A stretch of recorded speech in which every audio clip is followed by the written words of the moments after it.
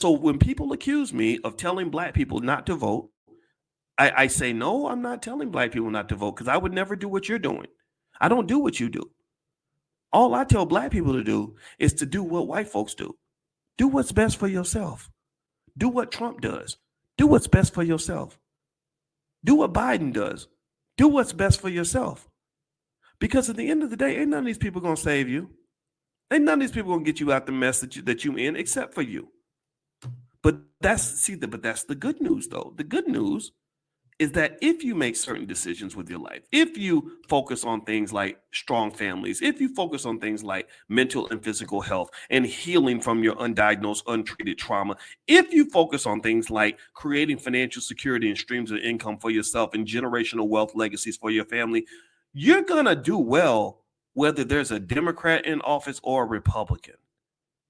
Tell me if I'm lying.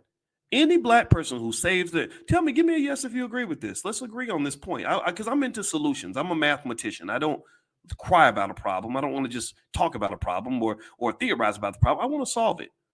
In mathematics, you only get credit for solving the problem. You couldn't look at a math problem and get points for whining about the problem or saying that it's the Republicans' fault. You couldn't do that. So you actually had to solve the problem. So give me a yes if you agree on this very basic idea. It's my ideas are not complex.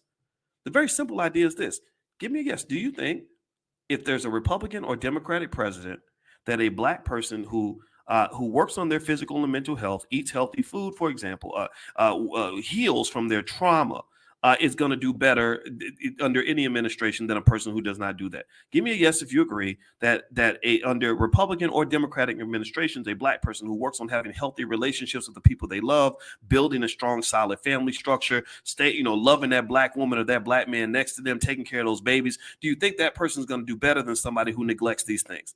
Give me a yes if you agree that under a Republican or Democratic administration, that a black person who saves their money, invests their money, builds a business, works hard to build wealth is going to do well under any administration. Give me a yes or no.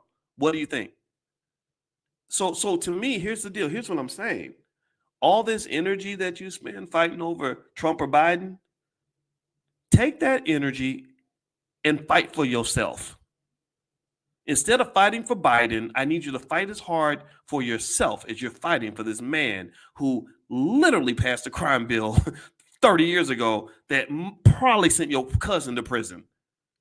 Fight as hard for yourself as you'll fight for Biden, the man who passed a student loan bill, who created the student loan debt crisis that he's getting credit for solving. He created the crisis because there was a bill, I forgot what it was called, but it was like the Bankruptcy Fraud Prevention Act or something like that, which basically said that if you get student loans, you can't declare bankruptcy. That's why people have student loan crisis. That's why the student loan crisis exists, because he helped pass that bill.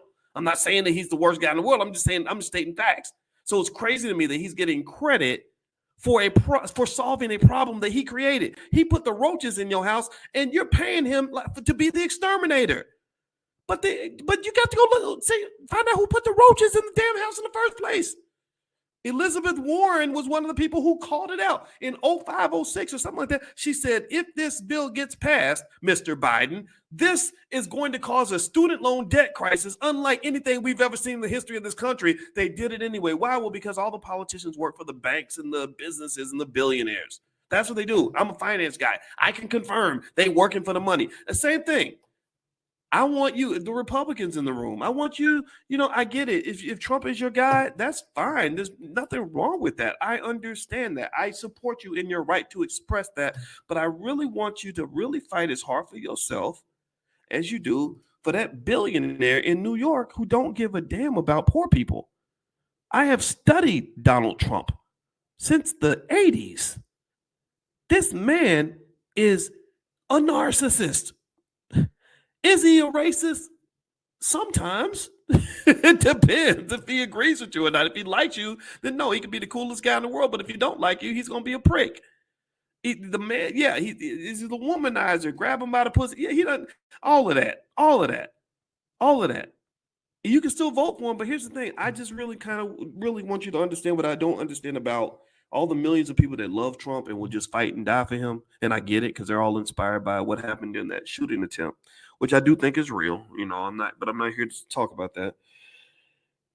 What's fascinating to me about people's love for Donald Trump is that Donald Trump has a clear track record of showing that he has no concern for those people.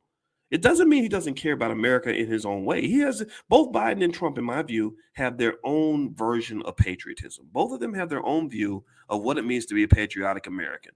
And in many cases, in some cases, both of their views were revealed in a way that could be defined as offensive to Black Americans. So for Trump, his offensive revelation of his own patriotism was during the Central Park Five situation. Y'all remember that, where the Central Park Five were falsely accused of raping that white lady, and basically Trump was, really going out of his way to try to get those guys sent to jail, right? And it turned out that he was wrong. And in his mind, he thought he was doing the right thing because he wanted to protect this poor little lady who got raped in the Central Park and all that, right?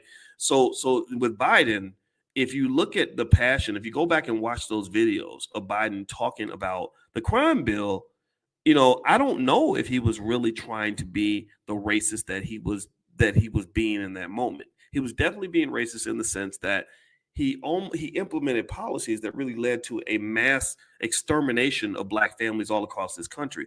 This is what systematic racism looks like. Systematic racism is a system. It's not somebody, not liking you because you're Black. That's not systematic racism. It's not the white lady in the grocery store, looking at you funny. No, systematic racism is when there is a systematic, broad set of policies that affect millions of people that define America along racial lines.